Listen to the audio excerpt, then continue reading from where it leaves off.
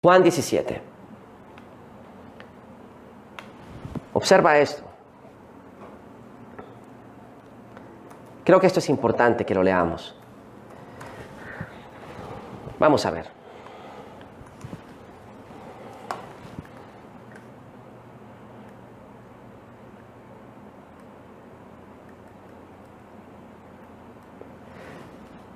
Dice Jesús en el versículo 20, no ruego solamente por estos, sino también por los que han de creer, las futuras generaciones que vienen, en mí, por la palabra de ellos, para que todos sean uno como tú, oh Padre, en mí y yo en ti, que también ellos sean uno en nosotros.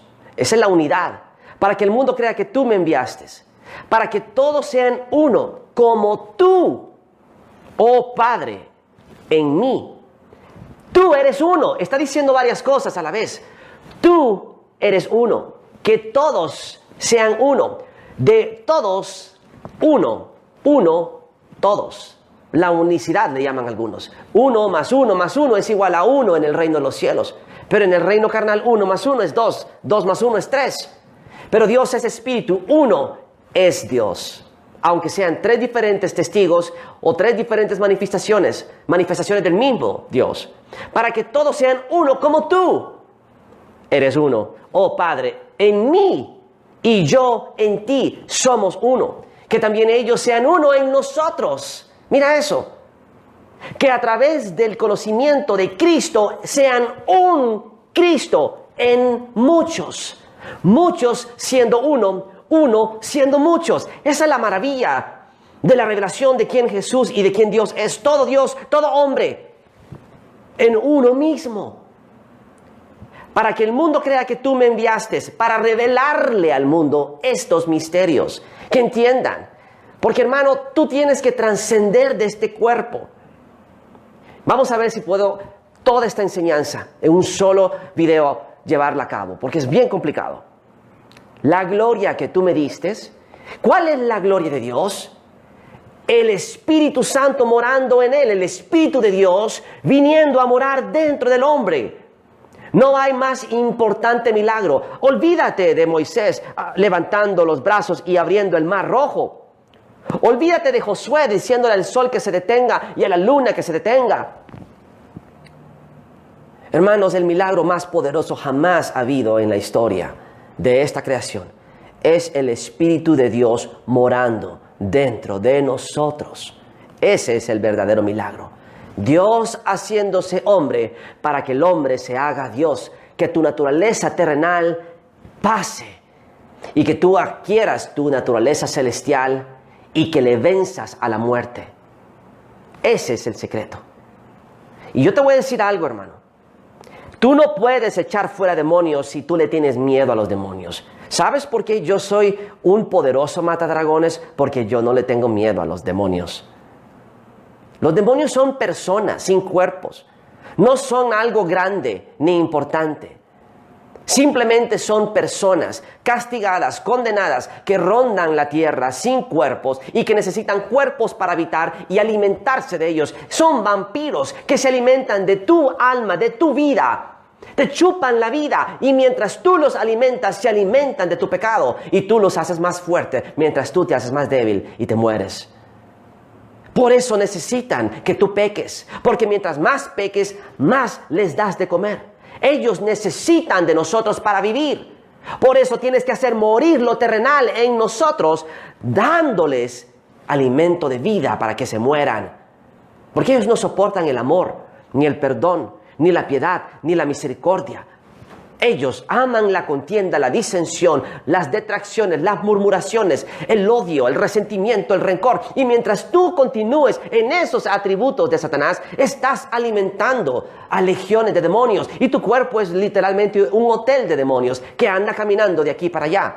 Y cuando yo le digo, Padre, ata al hombre fuerte en el nombre de Jesús, envía fuego a lo más profundo de su corazón, algo sucede. Cae fuego del trono de Dios en el centro de control. Y el hombre fuerte se manifiesta. El otro yo que vive dentro de ti. el misterio de iniquidad que se va a manifestar en todos los que no tienen el sello del Espíritu Santo. Y serán esos los que vendrán contra ti. ¿Cómo vas a combatir un espíritu? ¿Con una AK-47? Podrás matar a miles y esos demonios brincarán a otro cuerpo y vendrán contra ti otra vez. La única forma de poder detener lo que es espíritu es por el poder del Espíritu y el fuego del Espíritu que mora dentro de nosotros. Las armas espirituales. Y eso no lo vas a poder entender a menos que trasciendas de este cuerpo y le pierdas el temor a la muerte. Porque lo que tú no entiendes es que aquellos que quieren matarte vienen a liberarte. Y tú serás prisionero de la muerte si tú le tienes miedo a la muerte. Y la palabra lo explica. Para vencer a la muerte en semejanza de carne de hombre, para librar a aquellos que eran esclavos de la muerte, del temor de la muerte. ¿Para qué? Para vencer a la muerte. Porque la única forma que puedes vencer a un demonio es que no le tengas miedo, que reconozca quién tú eres y le hables con autoridad y ese demonio entienda quién eres y te reconozca y huya de tu presencia, de la presencia de Cristo en ti. Por eso nosotros los que entendemos esto, a veces decimos, sanamos a enfermos y echamos fuera demonios. Y vienen los religiosos, nadie echa fuera demonios, Dios es el que lo hace. Sí, pero tú no entiendes que yo y el Padre somos uno en Cristo. Te lo está diciendo Jesús. Para que todos sean uno, como tú, oh Padre, eres uno. En mí y yo en ti somos uno. Que también ellos sean uno en nosotros. Por tanto, yo soy Jesús y el Padre que mora en mí, yo soy el Padre también, en Jesús. Para que el mundo crea que tú me enviaste. Una de las cosas que los rabinos refutan de los cristianos es que los cristianos ponen un intermediario entre Dios y el hombre. Y tienen razón. Ya no necesitamos un intermediario porque nos convertimos en Cristo. Por tanto, Él es el que nos llevó como mediador al Padre y nos hizo uno con el Padre. Él es el mediador, sí. Él medió por nosotros, pero ahora ya somos uno con Él. No necesitamos un mediador, porque Jesús fue nuestro mediador para volvernos uno con Él. Ahora somos uno con Él. No necesitamos un intermediario. ¿Me entiendes? Y yo sé que eso choca con tu doctrina, porque tú crees que es por medio de Cristo Jesús que todos los días, no, ya estás sentado en lugares celestiales. Ya te llevó al trono más alto, te dejó entrar al lugar más alto, al trono más alto. Ya estás en su presencia. No necesitas. Es como cuando tú vienes a mi casa y entras por la puerta principal y te sientas en mi mesa y comes conmigo y me sigues diciendo, permiso hermano Fausto, ¿me deja entrar en su casa? Ya estás en mi casa. Con todo respeto, hermano Fausto, ¿me permite entrar en su casa? Ya estás en mi casa. Ya te dejé entrar. Eso es lo que tú haces. Estando adentro de la presencia de Dios, sigues preguntándole a Jesús, oh, mi intermediario, déjame entrar. No estás entendiendo. Con Cristo juntamente estamos sentados en lugares celestiales. Ya estás sentado en la presencia de Dios. Por tanto, ocúpate de tu salvación con temor y temblor, porque Él te está viendo. Porque estás ahí con Él y Él está aquí contigo. ¿Estás entendiendo? El problema del cristianismo y de la teología moderna es creer que Dios está allá, en el millares de millas lejos del universo, cuando está aquí, dentro de ti, morando en ti, hablando en ti, por medio de ti. La gloria que tú me diste, que es el Espíritu Santo, yo les he dado a ellos para que sean uno, así como nosotros somos uno. O sea, un mismo espíritu se liga con tu espíritu y te vuelves un solo espíritu con Él. Yo en ellos, tú en mí, para que sean perfectos en unidad. Cuando venga esa unidad perfecta, entonces se manifestarán los hijos de Dios. Por eso el diablo procura dividirnos, porque Él es el que divide, Él es el que confunde. Él es el que vino a confundirnos para que no pudiéramos tener unidad en Cristo y que esa perfección se manifestara. Porque el diablo no quiere que encontremos nuestra divinidad. ¿Te imaginas 1 millón de Jesuses por el mundo echando fuera demonios, levantando muertos, manifestando el reino. Se viene abajo el reino de las tinieblas. El diablo pelea hasta con los dientes porque tú no descubras esta poderosa verdad. Y te mantiene en desunión, criticando unos con otros, juzgando el uno y al otro, atacándose unos a otros, dividiendo en teologías y doctrinas y en denominaciones y religiones. Yo te voy a enseñar de dónde surgen las religiones. Yo en ellos y tú en mí, para que sean perfectos en unidad, para que el mundo conozca que tú me enviaste y que los has amado a ellos como también a mí me has amado. Profundiza y medita en esas palabras. Y que los has amado a ellos como también a mí me has amado. ¡Wow! Padre, aquellos que me has dado, quiero que donde yo estoy, también ellos estén conmigo, para que vean mi gloria que me has dado, porque me has amado desde antes de la fundación del mundo. Eso es más de lo que tú crees. Jesús nos ha dado de su trono para compartirlo. Padre justo, el mundo no te ha conocido, pero yo te he conocido, y estos han conocido que tú me enviaste, y les he dado a conocer tu nombre.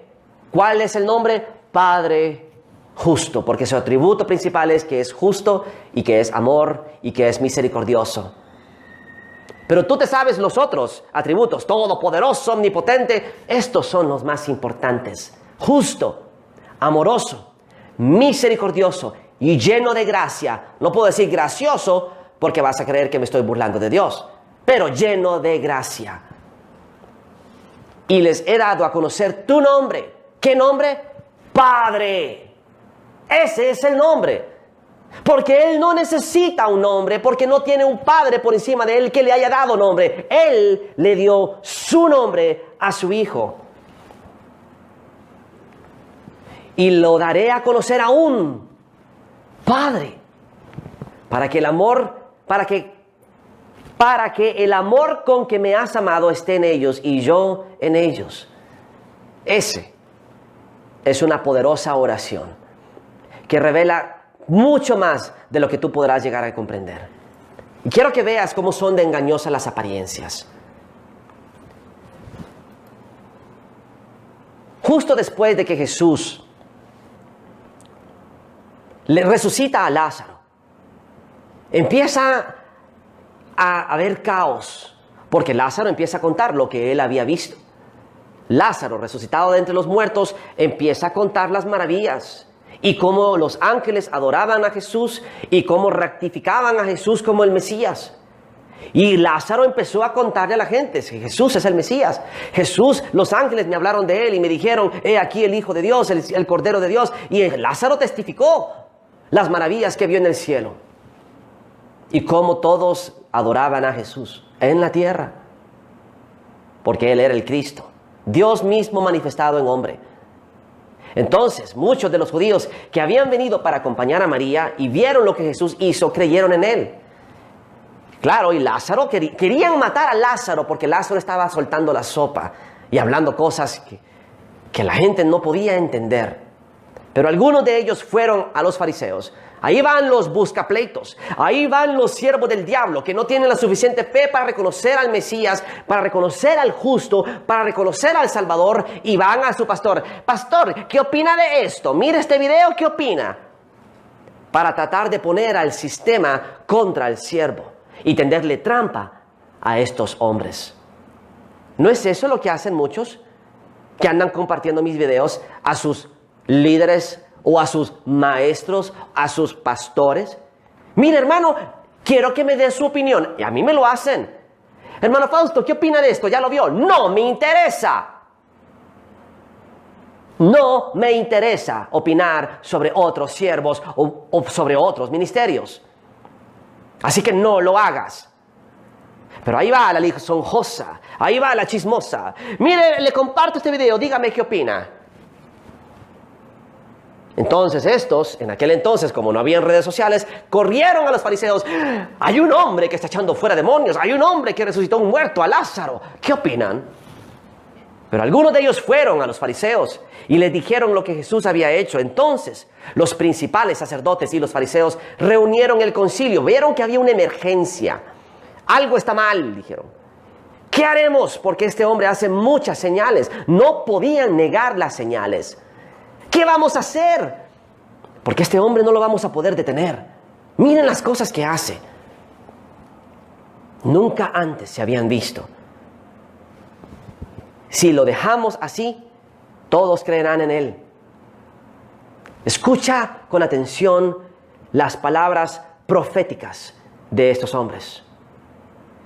Si lo dejamos así, todo el mundo creerá en él.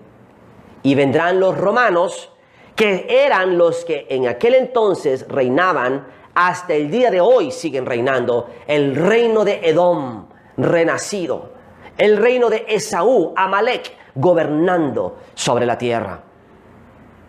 El hijo mayor oprimiendo al hijo menor. Y todavía falta que se cumpla la profecía. El mayor servirá al menor. La gran inversión viene, en el cual los primeros serán postreros y los postreros serán primeros. Y eso es más inmenso en revelación de lo que tú podrás jamás entender. Pero en aquel entonces los discípulos de Cristo sabían que era durante el reino de Edom, porque nunca se mencionó de Roma por nombre. Entonces no reconozcas los nombres, reconoce el linaje de Esaú, el opresor. Y vino Jacob, el usurpador, el suplantador, y le quitó su primogenitura porque él la vendió por un plato de comida. Y desde aquel entonces Esaú odia a Jacob y quiere matarlo, hasta el día de hoy. Porque somos los hijos de Jacob los que tenemos la primogenitura celestial, la herencia eterna espiritual, nuestra verdadera ciudadanía. Y ellos todavía están atados a carne y a sangre, mientras nosotros trascendemos de la carne y la sangre al espíritu y vencimos a la muerte, porque este cuerpo no soy yo. Por tanto, yo no le tengo miedo a la muerte, porque sé que no muero. Al salir de este cuerpo soy libre en Cristo. Y al menos que tú entiendas eso, no podrás enfrentar la muerte que viene. Correrás a salvar tu vida y la perderás, en vez de entregarla voluntariamente y retenerla, recuperarla, como Jesús la entregó. El que quiera salvar su vida la perderá, mas el que la entregue por mi causa la conservará. Grábate esas palabras. Si le dejamos así, todos creerán en él y vendrán los romanos y destruirán nuestro lugar santo y nuestra nación. Nuestra nación. No dijeron la nación del Dios Todopoderoso. Nuestra nación, porque ellos reconocen que no son pueblo de Dios, que ellos formaron su propia nación. Linajes impostores que se infiltraron haciéndose pasar por el pueblo de Dios hasta el día de hoy, su nación. Ellos tenían miedo de perder el estatus, que con alianza con Roma, Edom es Roma. Si tú has visto los estudios de los linajes de Amalek a Esaú, de Esaú a Amalek a Roma, Edom. Ese estudio es poderoso. Te muestro que todo es Edom renacido. Esaú absorbió todos los linajes. Y hoy en día a todo tu alrededor Edom es el que reina. Esaú reina. Entonces Caifás, uno de ellos, sumo sacerdote, aquel año les dijo: vosotros no sabéis nada, ni pensáis que nos conviene más que un hombre muera por el pueblo y no toda una nación que perezca. Se supone que proféticamente anuncia la muerte de Cristo. Esto no lo dijo por sí mismo, sino que como era el sumo sacerdote de aquel año, profetizó un desliz profético que Jesús había de morir por la nación. Y no solamente por la nación, sino también para congregar en uno mismo a los hijos de Dios que estaban dispersos. Que Jesús mismo dijo: y no solamente tengo estas ovejas, sino que también tengo otro redil. ¿Y cuál es ese redil? Las tribus de Israel dispersas por toda la tierra, que han de ser reunidas en Cristo. Así que desde aquel día acordaron matarle. Pero escucha cuando le aplicas la óptica espiritual a estas palabras. Y esto no lo dijo por sí mismo, sino que, como era el sumo sacerdote, profetizó que no solamente por la nación moriría, sino que reuniría en un mismo cuerpo a todos los hijos de Dios que estaban dispersos.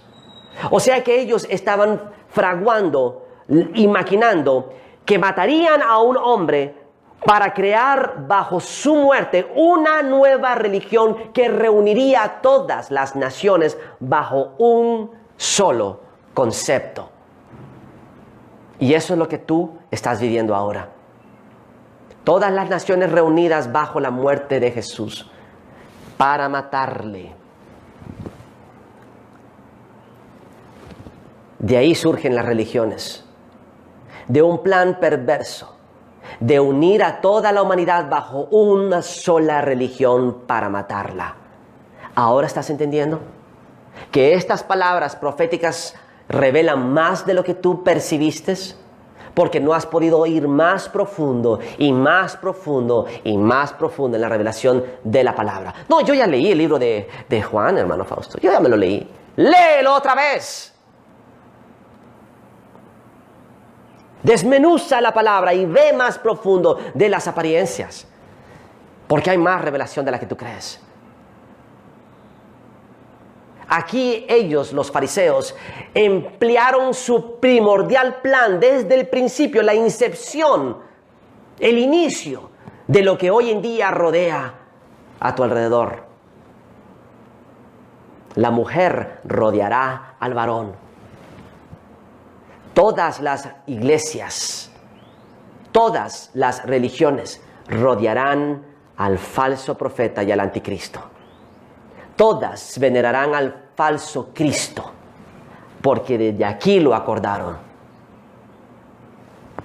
Si yo te dijera que los fariseos en el tiempo de Jesús planearon la estrategia para que hoy en día pudiéramos ser perseguidos y destruidos, ¿me creerías?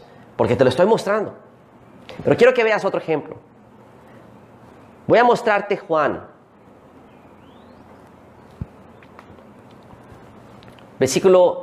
Juan 8. Y Jesús se fue al monte de los olivos.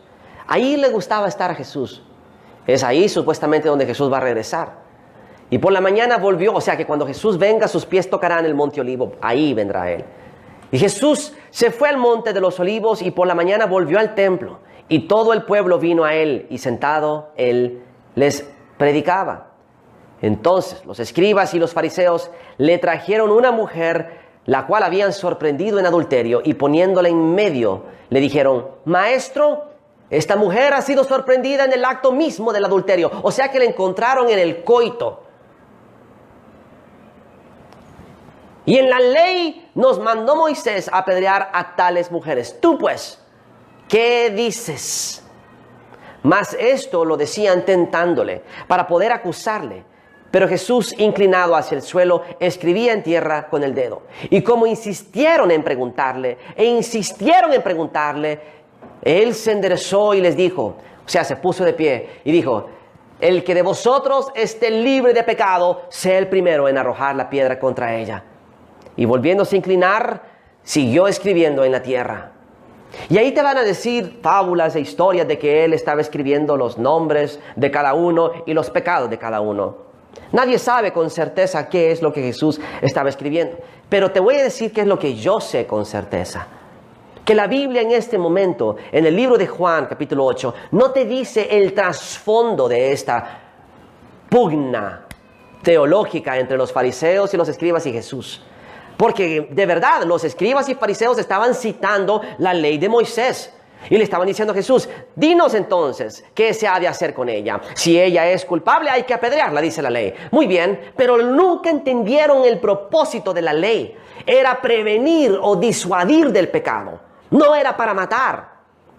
La ley había sido construida como una disciplina para enseñarte a no hacer cosas. La misericordia siempre va por encima de la ley. Aquellos que ejercen la ley tienen la potestad de perdonar también. Igual que un policía de tránsito que puede decidir si te hace la esquela o la multa porque te vio hablando por el celular o cruzándote un semáforo en rojo cuando no había tráfico, o porque no andabas con el cinturón de seguridad puesto cuando saliste del supermercado. La ley dice que en el momento que te subes a tu carro tienes que abrocharte el cinturón. Si tú sales del supermercado y no tienes abrochado el cinturón y un policía te detiene, toda la ley le faculta para poderte hacer la esquela. Pero por encima de la ley, misericordia quiero, no sacrificios. Existe el libre albedrío, la justicia, el juicio, la misericordia. El criterio propio del policía de decidir si te deja ir libre con una amonestación o te aplica la sanción. Y como Jesús mismo dijo, ¿qué es mejor hacer en el día sábado? ¿Bien o el mal? Y no le pudieron contestar. Poniéndose de pie, los confrontó y le dijo, ¿qué es mejor hacer en el día sábado? ¿Hacer el bien o hacer el mal? Y ellos no pudieron contestarle porque sabían que fuera lo que fuera que contestaban, Jesús los iba a refutar con su propia mentira, que no tenía fundamento. ¿Qué es lícito hacer en el día de reposo? ¿El bien o el mal?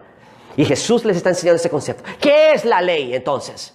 ¿La ley exige que la mate o la ley me permite perdonarla?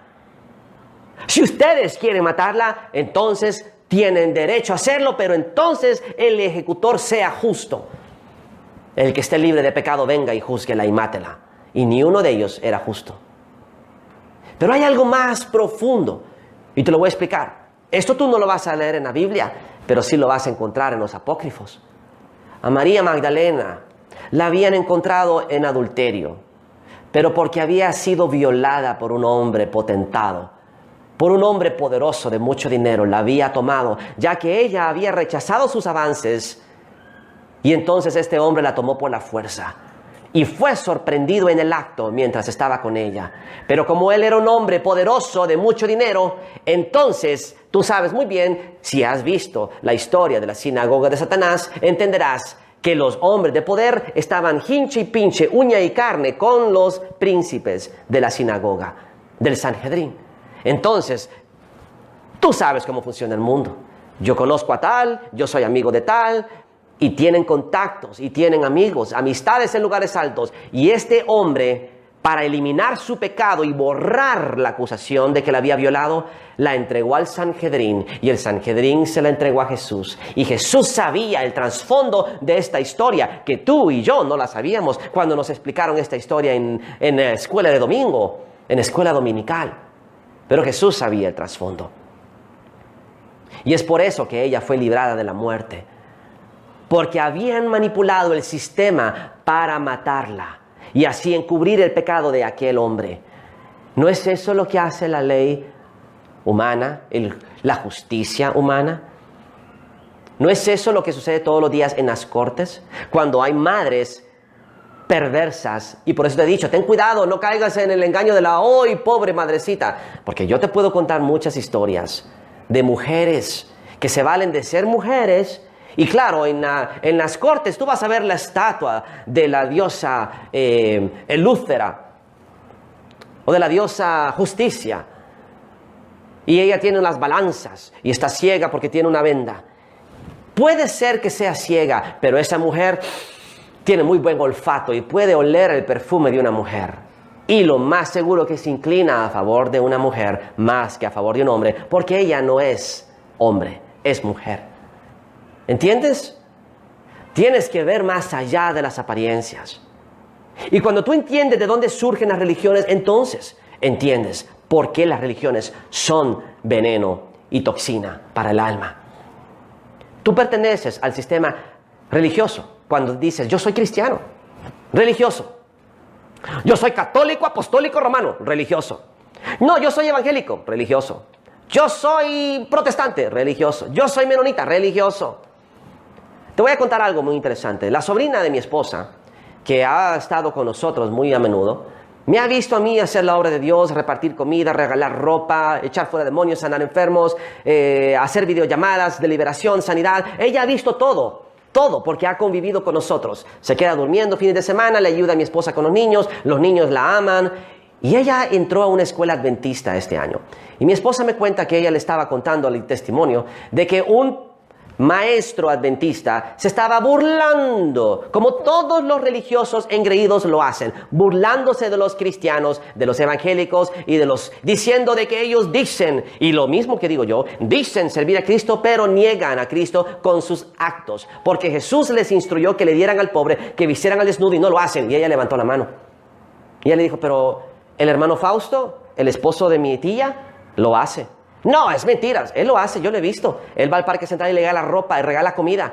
Todos los fines de semana lo hace. También van a los hospitales y regalan sopa y oran por los enfermos. ¡Eso es mentiras! No, no es mentira, yo se lo estoy diciendo, yo lo he visto con mis ojos. Él ora por los enfermos por videollamada y se sanan y echa fuera demonios. ¡Eso es mentira! ¡Estás mintiendo! Y ella dice, no estoy mintiendo, es la verdad. Y yo me río porque eso es lo que confronta a los religiosos. Cuando tú no eres parte de la religión.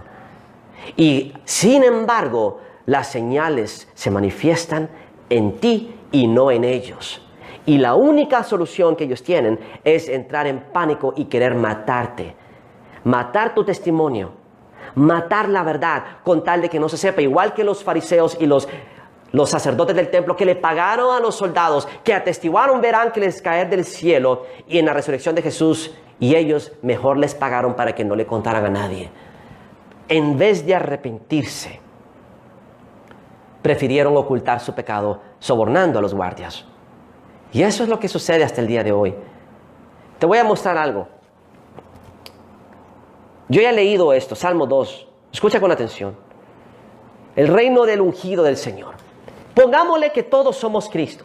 El reino de los ungidos del Señor. ¿Por qué se amotinan las gentes y los pueblos piensan cosas vanas? Se levantarán los reyes de la tierra y príncipes consultarán unidos contra el Señor y contra sus ungidos, diciendo, rompamos sus ligaduras y echemos de nosotros sus cuerdas. El que mora en los cielos se reirá de ellos, el Señor se burlará de ellos. Luego hablará a ellos en su furor y los turbará con su ira. Pero yo he puesto mi rey sobre Sión, mi santo monte. Yo publicaré el decreto, el Señor me ha dicho, mi hijo eres tú, yo te he engendrado hoy. En el momento que tú despiertas a tu identidad en Cristo, Jesús te dice, mi hijo eres tú, yo te he engendrado hoy. Pídeme y te daré por herencia a las naciones y como posesión tuya los confines de la tierra. Los quebrantarás con vara de hierro, como vasija de alfarero los desmenuzarás. Ahora pues, oh reyes, sed prudentes, admitid la amonestación, jueces de la tierra. Servid al Señor con temor y alegraos con temblor. Honrad al Hijo, porque el Padre es el Hijo, para que no se enoje y perezcáis en el camino, pues se inflama de pronto su ira. Bienaventurados todos los que en Él confían. Escucha las palabras. Se levantarán los reyes de la tierra y los príncipes del pueblo, los maestros de las sinagogas, los sumos sacerdotes, los príncipes del Sanhedrín, los ancianos del pueblo, consultarán unidos contra el Señor y contra sus ungidos. Esa es la confrontación final de la que yo te hablo. Eso es lo que espera el mundo. Quiero mostrarte algo que tal vez tú no lo has visto.